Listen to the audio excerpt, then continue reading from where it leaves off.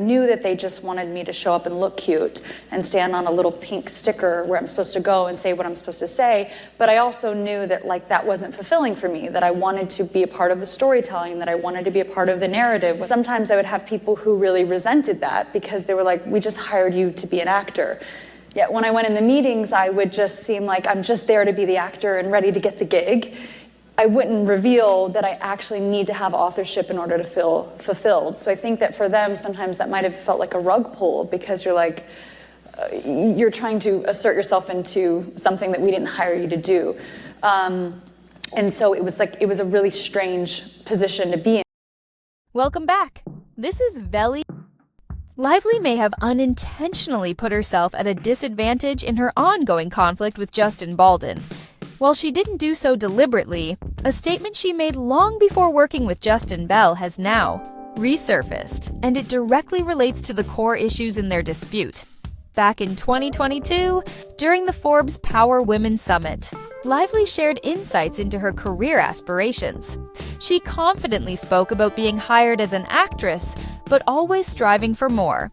She revealed how she subtly asserts influence, leveraging her appearance to put others at ease before taking command with her creative vision. Her words, once considered an inspiring take on ambition and strategy, now appear particularly relevant to her current situation with Baldoni. Here's the thing, Blake. It is a rug pull, but not in this case. She was also hired as a producer, and in the 6-minute audio clip Justin left her, he thanked her for her creative input, acknowledging that her notes enhanced the music. He even expressed interest in sharing the revised script with her. So, in this instance, you're right. This wasn't done in secret. The real question is how much influence she tried to exert. Did she push beyond the usual collaborative effort? You have to consider that when she told Justin, "I've got these dragons, Taylor Swift, and Ryan Reynolds," she may have been applying too much pressure. And that's the key issue. Even before legal action was taken, the discussion centered around who had creative control over the movie. That was the main point of contention when the film was released, long before lawsuits were even a factor. What Blake said in her Forbes video is incredibly relevant. Someone has to take the lead. A project can't be managed by committee. So, who was truly in charge? Was it the director, or was it the group of executive producers who sided with Blake? It wasn't just a dispute between her and Justin. Other high-ranking cast and crew members supported her stance. There's little evidence of anyone publicly backing Justin. Yes, he was the director, and technically, that position should hold the highest authority. But if that's the case, he should have stood firm and trusted his vision. If you're claiming to be Intro 3 Blake Lively, what she says in this clip is truly surprising. This could be a significant advantage for Justin Baldoni's legal team. Before we dive in, make sure you're subscribed here on YouTube and following. Now, I want to play this for you. I had to search extensively and even screen record it just to bring it to you today. Trust me, once you hear this, reveal that I actually need to have authorship in order to feel fulfilled. So I think that for them, sometimes that might have felt like a rug pull because you're like, you're trying to assert yourself into something that we didn't hire you to do. And so it was a really strange position to be in because I felt like I want to just be an actor. Like I want to have more authorship. So I think that it's about knowing what I want and what I need and representing that from the outset. And if people are into that and want to collaborate with me for all I feel like I need to offer and bring to a job, then those are the people I should collaborate with. And if I see that it's people who are, whether this is in business or acting or whatever it is, where it's people who I can see that feels like that's stepping on their territory, that's not going to ultimately be a fulfilling relationship for either one. That was quite a statement. She admitted that she would initially take on a role as just an actor, but in reality, she wanted full creative control. She wanted to handle wardrobe, be deeply involved, and subtly position herself to take over the project while making others believe she was simply there to perform. What's interesting is that this conversation starts with a discussion about why men are often in charge, why they dominate storytelling and decision-making. But as the conversation unfolds, it shifts into a narrative that seems more about personal ambition than empowerment. Looking back at her past actions, particularly in her dealings with Justin Baldoni, it becomes apparent that this wasn't about advocating for women. There were women who were negatively affected by her decisions in projects like It Ends With Us. This wasn't about uplifting others, it was about advancing herself, regardless of the consequences. What stands out is how openly she expresses these views. When these remarks were first made, there wasn't a legal case in play, so they might have seemed like standard feminist rhetoric, supporting women and pushing for change. But in hindsight, her behavior paints a different picture. We've seen instances of her mean-spirited actions, like her response to the journalist who congratulated her on her pregnancy, where she reacted with unnecessary hostility. Who would welcome that and invite that once they saw that I was able to offer that. And sometimes I would have people who really resented that because they were like, we just hired you to be an actor.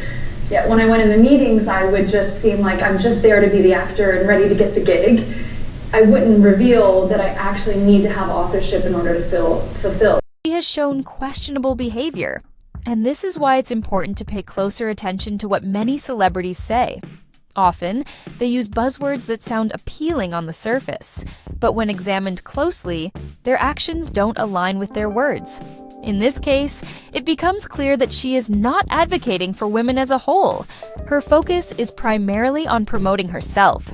Let's get back to the situation at hand. This is why it's important to look beyond what many celebrities say. They often use buzzwords that sound appealing on the surface, but upon closer examination, their actions don't always align with their words. In this case, it seems clear that she isn't advocating for other women. Her focus appears to be on advancing her own interests.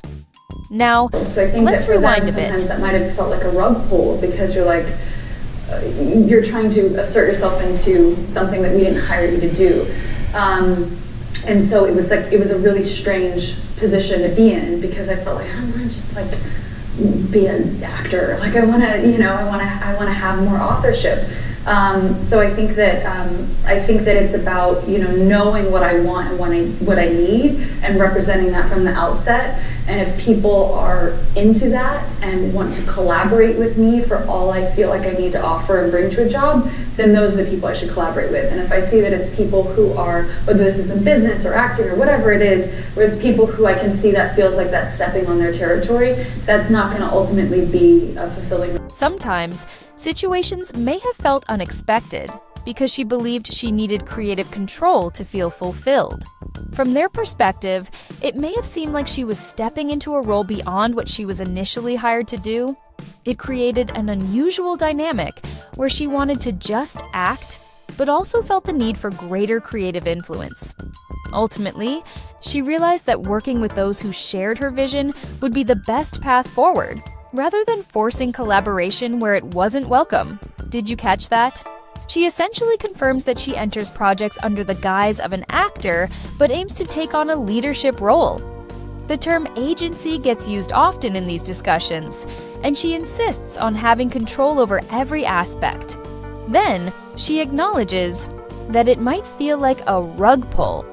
This approach resembles a Trojan horse strategy, coming in with a friendly demeanor, as seen in her text messages, then gradually asserting influence. Her approach to this project went beyond collaboration or creative input. She sought complete control. The real issue isn't just about wanting to contribute, it's about attempting to displace Justin Baldoni from his own role. What she's saying here contradicts itself and raises important questions about her true intentions. So, after breaking all of this down, it's clear that there's a lot more to this story than meets the eye. It really raises the question, was this about creative collaboration, or was it about control? Regardless of where you stand, one thing is certain. This situation has sparked an important conversation about power dynamics in Hollywood. What do you think?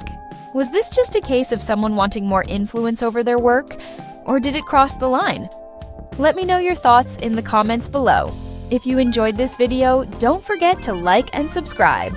And if you want more deep dives like this, turn on notifications so you never miss an upload.